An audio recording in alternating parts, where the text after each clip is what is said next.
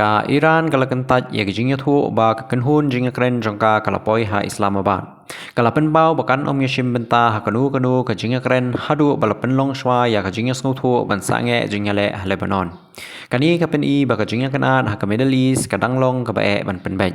Ha ka ju ka por ka jinga kiling ha ka Street of Hormuz kala jan sange lun. U Presiden ke Amerika u Donald Trump u lakeno ya ke Iran bakal penken ya ke jingya te soskular bat karu kompaniat ya ke jingya ke umpnyang kalong ke basniu. Kani ke benta kalong ke bakongsan bha namar ke dei kalenti ke bakongsan tam ha ke pertai bankit umpnyang. Ke jingya kanat hapdeng ke Israel bat ke Lebanon kadang peteng. Ke jingya tu kiong ba ke sipai Israel kipet ya ke jingya lam temai ha Iran kum ke banangjur bat ke bakhame bandren jingya dei. Hakajo kapor la yathu bukum bashpautali ki rocket lasiat na Lebanon ja Israel ka pen I ba ka jingale kampat sange. Ha Iran kilat pathai kubor kila ong ba menteri barim katnat kam jala bari u Kamal Kharazi ulamen saw ha ka jinga ther ka bala sha penlong da ka US bat ka Israel.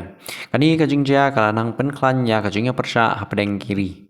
Shabar na kajingya kanat san perthai na kalyang kamariang ulum ding kilue ha Hawaii udang yai bethai na kapor sha kapor had nadu uno pra arhajar arpusaw. Uni udai uwei na kilum ding ki batrish tam ha perthai bat kiriu chimpang kidang petngor ya kajingya jungu.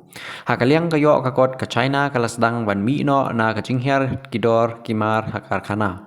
Kajingkiu jong kidor umpnyang ha perthai ka bami na kajingya kanat ha West Asia kalakta ya kajinglut bat kajingkiu dor ha kari. Kani ka pen I baga jinga kanat ha kuwei ka benta ka perthai kala ban kata ya kayo kakot ha kiwei pat kiri.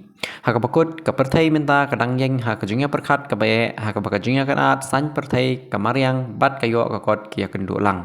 Ka jinglong jingman kadang kelas tet bat kiri baro kadang petngor ya ka jingya jong kini ki jingja.